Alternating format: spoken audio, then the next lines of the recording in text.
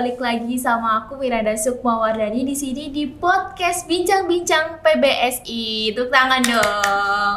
Oke, jadi teman-teman semuanya, ini adalah podcast PBSI di mana kita semuanya yang hadir di sini bisa berbagi cerita, berbagi pengalaman tentang apa yang dirasakan selama kuliah dan selama perjalanan hidupnya ya, seperti itu.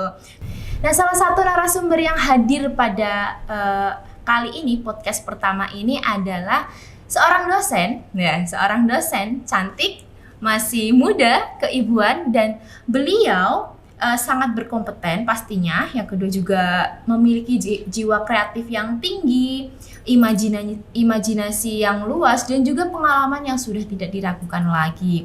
Selain parasnya yang ayu, ibu dosen ini memiliki segudang pengalaman menarik seperti yang saya bilang tadi di dunia tulis-menulis. Penasaran siapa dia? Langsung saja, ini dia, Ibu Iis. Halo, Assalamualaikum Bu. Waalaikumsalam Mbak Miranda. Oke, Ibu gimana kabarnya hari ini Bu? Alhamdulillah Sehat sehat ya. luar biasa ya. Luar biasa, di masa pandemi seperti ini Iya. harus tetap sehat ya Bu ya. Betul sekali. Nah, Ibu mungkin bisa menyapa teman-teman kaula muda dari PBSI dulu Bu, monggo Bu. Halo semuanya, mahasiswa PBSI UAD bersama saya Iswartini yang mungkin hari ini akan membagikan tips dalam menulis ya. Seperti itu, nanti mungkin bisa diikuti lebih lanjut lagi perbincangan kita di Oke, betul hari ini. sekali. Iya. Jadi nanti seperti yang Bu Iis bilang tadi, kita akan membahas tentang dunia tulis menulis seperti yang kita ketahui semuanya. Kalau kaula muda sudah memfollow Instagram Bu Iis ya Bu ya, banyak sekali karangan-karangan yang telah Ibu buat untuk ya selama ini ya Bu, selama menjadi dosen, dan sebelumnya juga Ibu sudah pernah membuat karangan-karangan ya Bu ya, seperti cerpen dan sebagainya. Banyak sih jenisnya, banyak, tidak hanya karya sastra saja, ada juga berita, opini. Jadi apa saja yang bisa saya tulis ya saya tulis. Oke. Nah, Ibu langsung saja untuk pertanyaan pertama. Bagaimana awal mula Ibu suka menulis dan bagaimana bisa diceritakan proses kreatif Ibu sehingga Ibu menemukan, wah saya nyaman nih di dunia tulis menulis seperti itu Bu. Monggo Bu. Iya. Jadi terkait dengan menulis ya, saya suka dengan menulis sudah lama sebetulnya. Sejak saya menjadi mahasiswa di PBSI UAD tentunya. Oh, berarti jadi Bu Ibu Iis ini alumni. alumni. Oh, Iya, sekali. saya masuk tahun 2006 Mbak Miranda. Nah, di sana itu sudah mulai terbentuk iklim yang bagus pada waktu itu, di mana dosen-dosennya dan banyak komunitas-komunitas yang ada untuk kita berlatih untuk menulis ya pada waktu itu. Nah, sehingga dari sana saya sudah mulai menulis. Cuma bedanya pada waktu itu belum ada kepikiran untuk mempublikasikannya. Jadi hanya senang nulis aja nih, tapi bingung, belum berani mau Oke, Bu. dipublish di media massa. Itu belum berani. Pada waktu itu kan belum seperti sekarang ya, banyak sekali media massa yang memang menampung karya-karya dari masyarakat umum tentunya ya.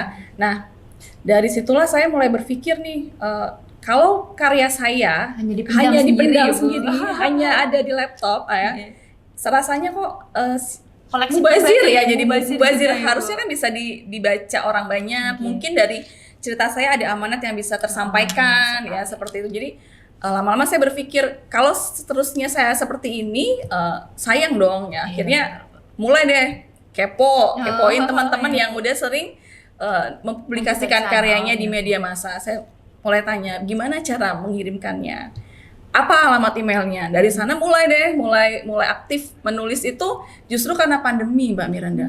Jadi di saat mulai pandemi itu ya, Bu, ya? jadi saat pandemi saya mulai buka-buka lagi karya-karya saya, kemudian saya perbaiki sesuai dengan karakteristik yang ada di masing-masing koran yang mau saya masuki. Jadi kan sayang gitu loh, dari bekal itu akhirnya pertama muncullah di beberapa media massa, lama-lama seneng dan akhirnya sampai sekarang gitu. Oke. Berarti dimulai sejak pandemi karena memang mengajar di rumah seperti itu ya Bu? Iya. Jadi semenjak pandemi jadi berpikir, aduh sayang nih, sudah jarang ketemu mahasiswa, gimana betul sekali. nih biasanya kan kalau kita nulis terus mahasiswa ya paling nggak minimal mahasiswa tahu ini loh karya ibu. Ya, Bu, betul. Awalnya hanya di situ, tapi lama-lama berpikir kayaknya ini nggak tidak harus seperti ini. Saya harus bisa lebih mengembangkan ya, dan memberikan manfaat buat orang banyak mungkin dari karya tulis itu. Jadi saya berpikir gimana caranya bisa terbit di media massa. Itu mulai rajin nulis tuh di masa pandemi.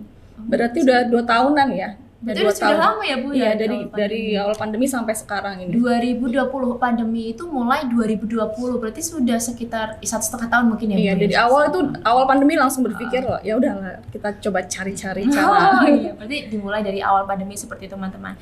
Nah, kalau sepenglihatan saya nih Bu, saya kan mengikuti Instagramnya Bu Is juga ya Bu. Oke, terima kasih. Mungkin jadi nanti kalau muda bisa mengikuti Instagramnya Bu Iis di mana ya Bu?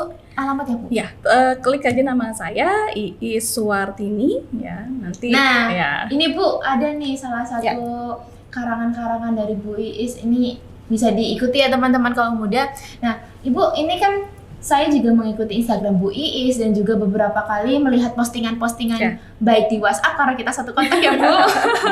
Bu Iis ini sering karangannya itu ada yang berbentuk cerpen, opini, cerita misteri, cerita rakyat, dan juga beberapa ada berita ya Bu.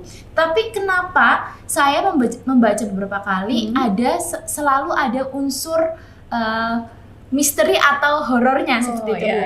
Apa yang mendasari Ibu selalu menyisipkan misteri dan horor itu di setiap karangan Ibu? Oke, baik.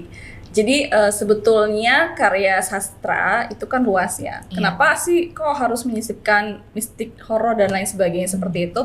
Karena gini, kalau saya menulis sesuai hanya dengan memperhatikan gaya bahasa saja, mungkin yang akan membaca orang-orang yang suka dengan sastra, ya. Betul. Tapi kalau saya menyisipkan unsur horor di dalamnya, masyarakat luas ya, itu yang akan membaca. Jadi masyarakat Indonesia itu kan senang dengan unsur yang horor. Iya, betul sekali. Sesuatu yang horor jadi menarik ya. Jangankan tulisan, film pun juga seperti itu. Kalau film ada unsur horornya pasti laris ya. Jadi harapan saya tulisan saya itu pangsa pasarnya lebih luas. Jadi bisa dinikmati oleh masyarakat. Meskipun sebetulnya itu adalah cerita rakyat, cerita sejarah sekalipun ya. Kenapa kok cerita sejarah ada unsur mistiknya? Karena memang Indonesia pada waktu itu kan menganut animisme dan dinamisme. Sehingga masih ada kepercayaan-kepercayaan yang sampai sekarang diturunkan ya menjadi sebuah cerita rakyat dan dipercayai oleh masyarakat tersebut. Jadi dan masyarakat itu mempercayai itu tuh bukan karena mereka hanya mempercayai yang gaib-gaib saja, tapi ada amanat yang mau disampaikan di sana, pesannya di sana ya. Mungkin banyak juga yang tahu ya sampai sekarang itu kenapa sih kok kita kalau lewat jembatan harus klakson ya. 3 kali. Klakson 3 kali minimal ya. Itu kan sebetulnya ada yang mau disampaikan kalau di jembatan kemudian tikungan kan berbahaya kan. Sebetulnya ada niat-niatan baik ya dari sana, maka saya lebih mengusung memang ada cerita misteri lah di dalam sana karena memang nggak bisa lepas dari itu semua. Jadi kalau ada kisah sejarah ya pasti nanti ujung-ujungnya ada berkaitan dengan misteri dan dinamisme itu ya, karena kita masyarakat zaman dulu seperti itu. Jadi masyarakat zaman dahulu itu pasti dipandang ada masyarakat yang kuat, yang punya kekuatan, magic dan lain sebagainya itu. Berarti itu Ibu fokusnya tidak horor yang seperti mungkin teman-teman semuanya di sini bayangkan horor yang seperti salah satu makhluk halus di Indonesia gitu ya Bu, tapi ini lebih ke kearifan lokal, seperti kepercayaan yang mana memang kepercayaan itu sebenarnya mengandung pesan ya Bu, mengandung ada amanatnya untuk kita semuanya ya. Dan itu tuh baik ya Bu ya. Iya, jadi tergantung kita menyikapinya ya. Jadi di tempat saya sendiri itu ada kepercayaan gini.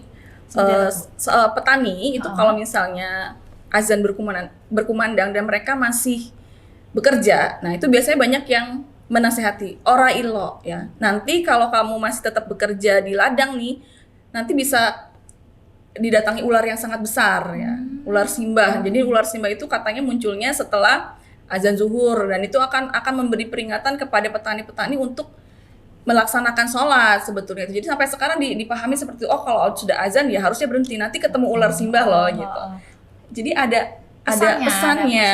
Juga ada baik ya Bu, dan baik sebetulnya. Ada juga kaitannya sama belik ya. Jadi belik itu kan air yang tidak bisa kering ya. Di sana tuh biasanya orang kadang mancing. Nah, kalau orang mancing di tempat Ibu dipercaya kalau orang rakus dan serakah ya nanti dia itu akan ketemu ikan yang bisa berkedip atau ikan yang cuma tulangnya aja dan nanti bisa sakit. Nah, jadi sebetulnya itu lebih ke arah mengajarkan orang-orang itu tidak serakah. ya. Jadi sebetulnya ada amanat yang ingin disampaikan, dan cerita itu sampai sekarang masih berkembang, dipercayai masyarakat sekitar. Cuma kan untuk cerita-cerita rakyat sendiri itu kalau tidak dipublikasikan, tidak ada yang mempublikasikan, akan hilang. Padahal itu adalah kekayaan ya, cerita-cerita rakyat. Apalagi seperti di zaman sekarang Ibu, kayak mungkin saya juga beberapa dan teman-teman lain tidak tahu seperti ya itu belik tadi itu tidak tahu saya Bu, terus mungkin yang cerita petani, dan mungkin ada beberapa lagi cerita-cerita yang Ibu sampaikan di karangan Ibu seperti itu ya Bu.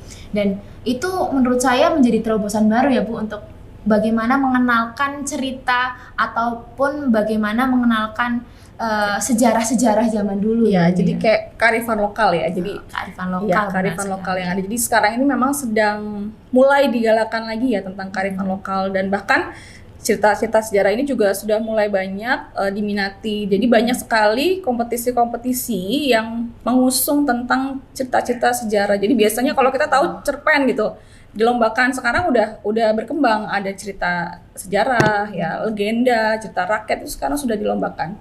Jadi mulai mengangkat di-up lagi kearifan lokal yang ada, karena bagian dari kekayaan bangsa tentunya ya.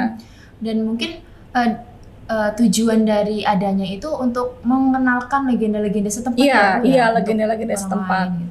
Ya, seperti yang kita ketahui ya, kita tahu Malin Kundang, ya seperti apa. Kemudian ada apa lagi, Sangkuriang ya. Kok bisa sih katanya kapal ditendang terus jadi gunung, kok bisa ya? Nah itu kan sebetulnya kepercayaan masyarakat pada zaman itu gitu, dan sampai sekarang masih menjadi cerita kita yang perlu kita lestarikan tentunya. Dan mungkin dari teman-teman juga seperti legenda Malin Kundang, Sangkuriang itu hanya taunya ya itu aja seperti itu ya Bu. Tetapi masih banyak lain lagi legenda atau cerita rakyat di setiap daerahnya masing-masing yang belum dipublikasikan. Nah itu peran kita ya sebagai kaula muda, apalagi jurusannya Pendidikan Bahasa dan Sastra Indonesia. Ada sastranya seperti itu Bu. Nah tadi kita sudah melihat semuanya teman-teman, ada beberapa judul dari karangan-karangan Bu Iis yang ada di Instagram, mungkin bisa dilihatkan lagi. Nah, ini ada tongkat ditancapkan tumbuh menjadi pohon kendalen. Terus ada lagi, geser lagi mungkin Mas. Ya, sebetulnya itu kisahnya mau menghantarkan orang untuk mengetahui bahwa perjuangan penyebaran agama Islam pada waktu itu tidak mudah. Jadi mereka tidak hanya melawan manusia yang tidak bisa menerima keberadaan ajaran agama Islam, tapi juga mereka juga harus melawan berbagai macam makhluk dedemit dan lain sebagainya pada waktu itu. Jadi dipercayai ulama-ulama pada waktu itu mereka memiliki kesaktian-kesaktian yang luar biasa. Nah salah satunya ini ya, kesaktian Syekh Maulana Raden Abdullah ini, dia itu mempunyai kesaktian yang ketika tongkatnya ditancapkan ya, diyakini pada masyarakat di sana itu bisa berubah menjadi pohon kendalen. Pohon kendalen, mungkin ada lagi. Jadi setiap cerita yang Ibu tuliskan itu ada pesannya ya Bu? Pesannya sebetulnya lebih ke ini, ke arah perjuangan ya. Perjuangan Ibu banyak mengangkat tentang perjuangan para ulama, baik yang berkaitan dengan penyebaran agama Islam maupun yang melawan penjajahan. Jadi sebetulnya itu yang mau disampaikan, meskipun nanti ternyata Mbak Miranda kok pernah melihat ada kok bertaur dengan makhluk gaib dan sebagainya. Sebetulnya itu cuma pemanisnya buat orang tertarik. Iya, sebetulnya lebih ke arah sejarah. Tadi saya juga melihat ada yang bertarung dengan apa tadi Mas? Ada nggak nih? Mulai ya tadi. Nah ini Bu. Ya ini bertempur kesaktiannya. Makhluk penunggu alas roban. Ya jadi sampai sekarang diyakini bahwa alas, yang namanya alas itu kan banyak makhluk gaibnya ya. Alas itu hutan ya. Hutan itu banyak makhluk gaibnya. Jadi sebelum ada banyak penduduk di sana, mereka namanya babat alas dulu. Nah, babat alas ini tidak hanya serta-merta membabat pohon-pohon aja, tapi juga membersihkan dari gangguan makhluk gaib. Karena itu memang tempatnya makhluk gaib ya di alas gitu. Berarti ketika ini ceritanya di Alas Roban ya Bu ya? Iya, di Alas Roban. Bu, saya mau tanya juga nih Bu, untuk menceritakan seperti ini apakah Ibu perlu riset kah? Iya, betul. Kalau ini kan Alas Roban itu kalau nggak salah itu ada di Guci atau gimana? Iya, daerah Pantura ya. Daerah Pantura ya Bu ya Bu. Iya.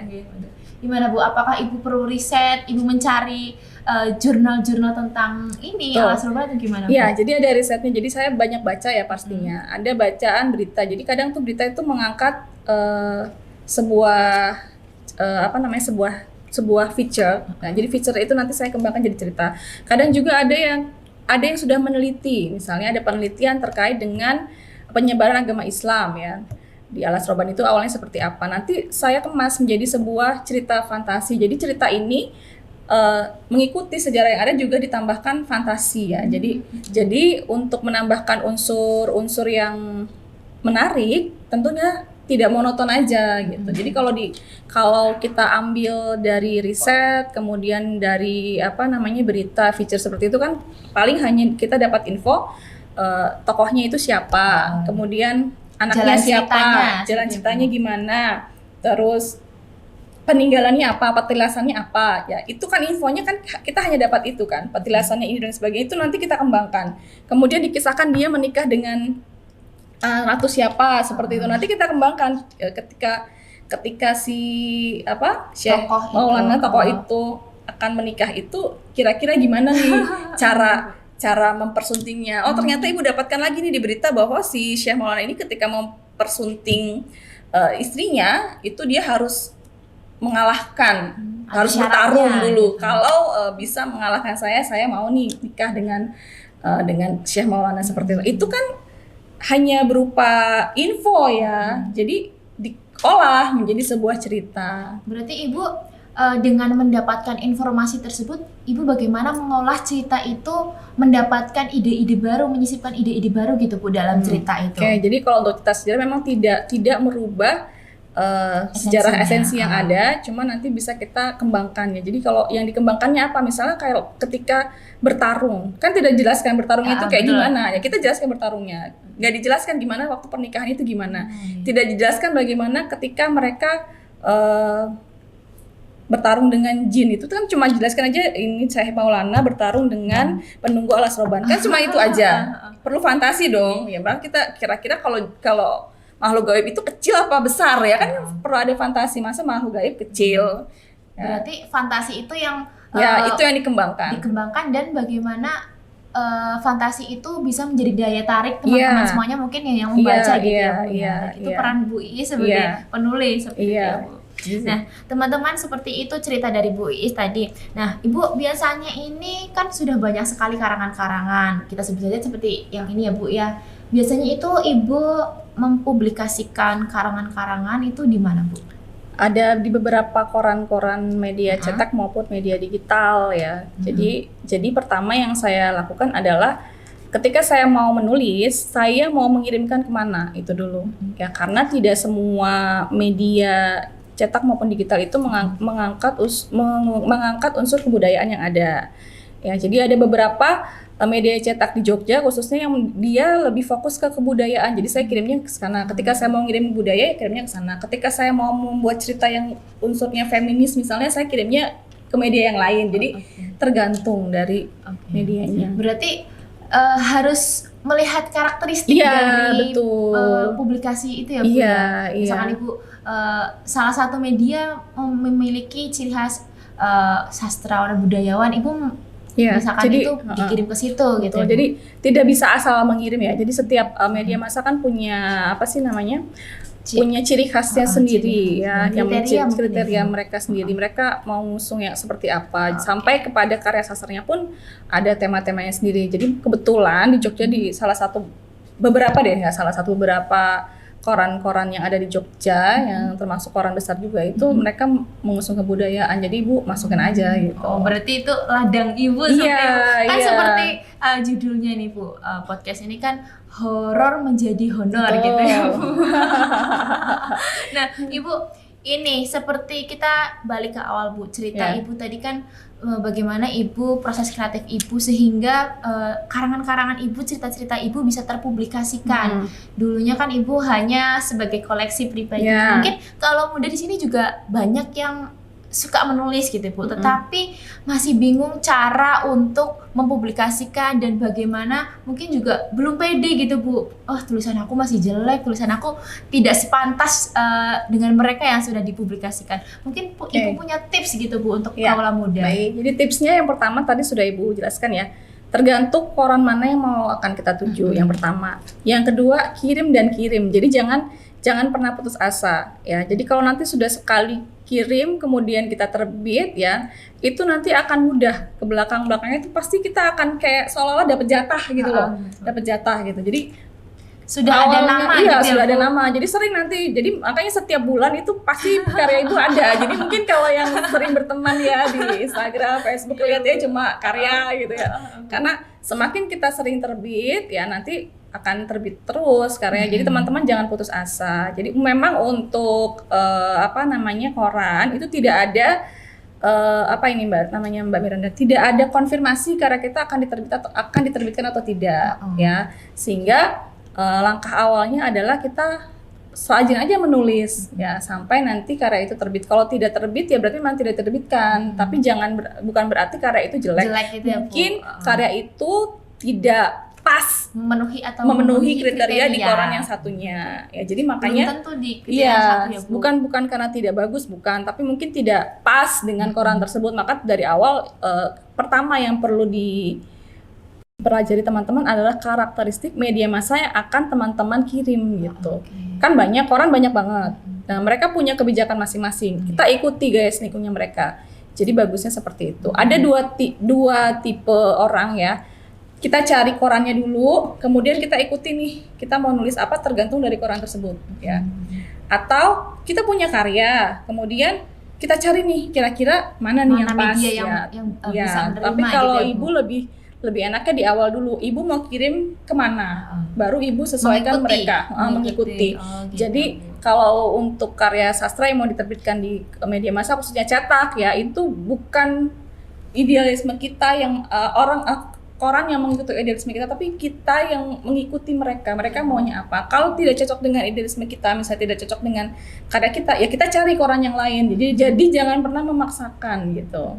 Ya kalau sudah jelas bahwa koran itu angkat usung budaya, ya berarti akan banyak karya-karya yang berkaitan dengan budaya yang akan diterbitkan. Jadi teman-teman kalau mau kirim ke koran tersebut ya udah yang budaya gitu ya. Oke, jadi punya tujuan tersendiri gitu. Jadi punya tujuan dan punya target. Jadi kita tidak melebar, misalkan kita mau ke yang sastra, kita malah meraba-raba ke yang lain. Jadi kita punya tujuan gitu kalau muda gitu ya Bu ya. Iya. Jadi mau di mana, mau diterbitkan di koran mana itu yang pertama. Mungkin ada lagi Bu tips yang lain untuk yang lain kalau menulis ya. Sebetulnya semua tema itu bagus, cuma tergantung sudut pandangnya yang diambil. Jadi mungkin teman-teman kalau untuk karya yang di media massa lebih kepada sudut pandang yang lain daripada yang lain, yang berbeda, yang belum pernah diangkat, dipublikasikan. Misalnya sama-sama nih temanya tentang perempuan tangguh gitu ya. Perempuan tangguh itu perempuan yang kayak gimana nih? Oh mungkin perempuan tangguh itu ya perempuan yang berkarir dan sebagainya. Oh ternyata saya enggak gitu. Perempuan tangguh itu perempuan yang bisa mendidik anaknya sampai sukses misalnya. Jadi ada sudut pandang yang berbeda. Jadi temanya sebenarnya sama, cuma sudut pandangnya beda dan cara penceritaannya mungkin yang berbeda, jadi menarik. Nah, salah satunya Ibu ini ya Bu ya, menceritakan cerita dulu ya Bu, pesan atau sejarah dengan ada unsur misterinya seperti itu. Iya, karena kebetulan koran yang Ibu tuju kaitannya dengan budaya. Iya. Nah, Ibu biasanya kan ini kaula muda juga masih malas nih Bu untuk menulis. Dan apalagi sekarang kan dunia tulis-menulis itu bisa dikatakan lumayan gitu ya Bu untuk kita seperti mahasiswa seperti saya seperti ya Bu. Mungkin ada pesan tersendiri untuk kaula muda nih Bu untuk ayo kita menulis gitu Bu. Sebetulnya kaula muda sih ya kalau Ibu lihat sebetulnya mereka sudah rajin menulis. Cuma mereka publisnya belum pada tempatnya. Misalnya mereka di WhatsApp, Instagram, kayak curhat gitu. Ya padahal itu sebetulnya bisa bisa diolah menjadi sebuah puisi mungkin atau sebuah cerpen mungkin. Jadi karyanya itu selain bisa dibaca dinikmati oleh orang banyak, kita juga mendapatkan profitnya. Jadi ada bayaran lah dari media massa. Dan apalagi kalau di mahasiswa UAD nih ya, buat mahasiswa UAD ya, nanti juga akan dapat penghargaan dari UAD juga. Jadi kita mendapatkan bisa dibilang reward ya. Rewardnya itu ada gitu. Tidak hanya dari korannya, tapi juga dari UAD. Jadi lumayan lah. Jadi kalian yang biasanya mungkin makan nasi kucing ya. Jadi kalau rajin nulis bisa makannya setik gitu loh dari hasil tulisan itu, dan bisa raktir temennya ya. Berarti lumayan. Untuk mahasiswa itu sangat lumayan. Kalau Anda rajin nulis ya lumayan gitu loh. Maksudnya dalam istilahnya seperti itu. Jadi nggak ada istilah mahasiswa kekurangan uang gitu ya. Kalau kalian mau menulis ya itu insya Allah nanti tercukupi lah ya. Untuk banyak dan tidaknya kan tergantung dari karyanya masing-masing. Mereka terbitnya di mana nih, di koran lokal apa koran yang nasional. Nanti kalau koran nasional rewardnya lebih besar lagi. Iya. Baik dari koran tersebut maupun dari UAD. Jadi di UAD juga dibagi. Anak-anak yang terbit di koran lokal nominalnya segini, nanti kalau di nasional nominalnya segini. Oh, berarti memang ada plottingannya sendiri. Ada plottingannya sendiri. Dan mahasiswa dan dosen juga berbeda ya Bu ya? Berbeda. Ya. Berarti setelah ini saya akan rajin menulis Bu. Paling tidak memberatkan orang tua ya, maksudnya gitu. Jadi jajan gitu ya, untuk kehidupan sendiri ya tidak memberatkan orang tua. Jadi sayang gitu ya, kita punya skill menulis tapi cuma dipendam ya. Sementara kalau kita publish bisa dibilang selain mendapatkan prestis penghargaan gitu ya, wah karyanya terbit nih di koran, juga bisa mendapatkan reward tadi yang bisa dimanfaatkan tadi ya. Syukur-syukur nanti bisa nabung sendiri buat bayar sekolah sendiri. Buat bayar kuliah sendiri. Siap Bu. Nah Ibu biasanya kan untuk menulis seperti yang tadi saya tanya ke Ibu, apakah membaca itu berperan banget dalam penulisan kita gitu? Betul ya. Tadi ya seperti Ibu bilang dari awal, kita harus mengetahui karakter dari media massa. Kalau kita mau terbit di koran A, maka kita harus baca koran A. Ya, misalnya mau nulis cerita nih, cerpen di koran A, ya kita baca cerpen koran A itu ya kayak gimana sih, tentang apa sih. Oh misalnya koran A ini lebih ke arah religiusitasnya nih, lebih ke arah keagamaannya nih. Jadi cerpen-cerpen yang di sana lebih menganut ajaran-ajaran agama ya, misalnya perspektif agama misalnya kalau ada lagi yang kaitannya dengan budaya, ada lagi yang kaitannya dengan isu-isu politik, itu juga ada. Jadi kita tuh harus baca dulu. Jadi semakin kita banyak baca, maka akan kemungkinan kita melahirkan karya yang baik seperti itu. Dan kita jadi tahu, oh ternyata koran ini bisa nih saya masukkan dengan isu yang politik gitu. Jadi tidak semua koran mau menerima cerita cerpen gitu yang memasukkan unsur politik ya. Tadi seperti Bu bilang punya karakteristik masing-masing. Berarti kuncinya adalah membaca terlebih dahulu. Membaca korannya terutama ya. Kita mau ke koran A berarti bacanya koran A. Berarti paling tidak kita tahu tujuannya. Misalkan saya ini Bu mau menulis di salah satu penerbit. Oh saya berarti harus membaca karakteristik koran tersebut dan juga mungkin saya bisa membaca karangan-karangan yang pernah diterbitkan gitu ya Bu, biar tahu karakteristiknya, gaya penulisannya yang seperti apa. Iya bisa. Oke. Nah tadi seperti saya ngobrol dengan Bu Iis, ada tips dan trik dari Bu Iis untuk kita semua kaum muda agar ayo kita menulis karena biar naik kasta nih makanya. tidak seperti selain itu untuk menulis juga pengalaman kita sih, kreativitas, pengalaman, kemudian pastinya bisa memberikan manfaat buat orang banyak yang tadinya tidak tahu tentang kultur budaya suatu masyarakat, jadi tahu melalui menulis. Salah satu tips dan triknya itu pertama memang kita harus membaca media yang akan kita publikkan gitu ya Bu. Nah yang kedua juga jangan putus asa untuk mengirim karangan kalian. Misalkan sebulan nggak diterbitkan, kirim lagi ya. Jadi ibarat kayak orang mau lagi jatuh cinta ya. Kalian kalau jatuh cinta sama seseorang ditolak berulang kali pun akan mencoba mempertahankan ya. Kenapa tidak kalian mencoba mempertahankan hidup kalian untuk menjadi seorang penulis, padahal ini jurusannya pendidikan bahasa dan sastra Indonesia. Dan ketika kita kirim terus kita akan punya nama ya Bu ya. Jadi editor paling siapa nggak sih nih ini gitu. siapa sih nih, ini gue nggak putus asa ya kirim terus dulu, tapi lama-lama karyanya Dibaca jadi juga semakin ya, bagus nih ya, gitu. dari yang pertama kirim terus sekarang udah agak bagusan ya itu.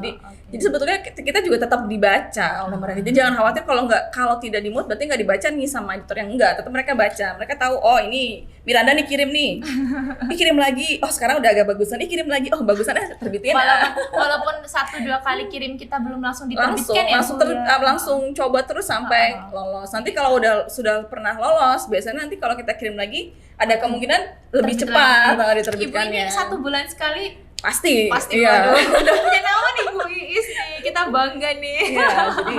Iya, jadi ya itu tadi ya, jadi ada, tapi juga ada beberapa yang saya harus tidak setiap karya saya kirim kemudian terbit, itu juga ada ya, ada yang ketika kirim kok ditolak, wah ini ternyata kurang bagus nih, saya kirim lagi dengan karya yang lain, itu juga pernah. Jadi bukan berarti sebulan sekali itu selalu ada karya saya, bukan berarti juga tidak ada karya yang ditolak gitu. Jadi tetap ada kompetisi di sana.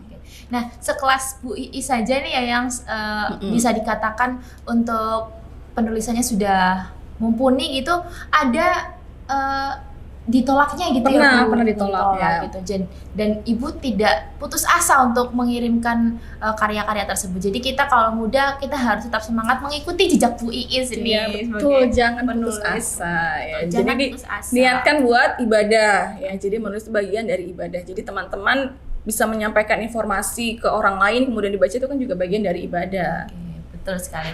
Nah, Bu Iis ini waktunya semakin mengejar. Ngejar. Mungkin kita bisa ngobrol-ngobrol lagi di lain waktu di podcast ini mungkin lagi, tetapi dengan mungkin bisa dengan tema yang berbeda, tema yang lebih fresh gitu, biar kalau muda menjadi lebih terpacu atau termotivasi dengan cita-cita Bu Iis gitu ya. Bu Iis, terima kasih waktunya telah hadir di podcast Bincang-Bincang PBSI tahun pertama loh ini. Nanti editor kasih efek tangan ya.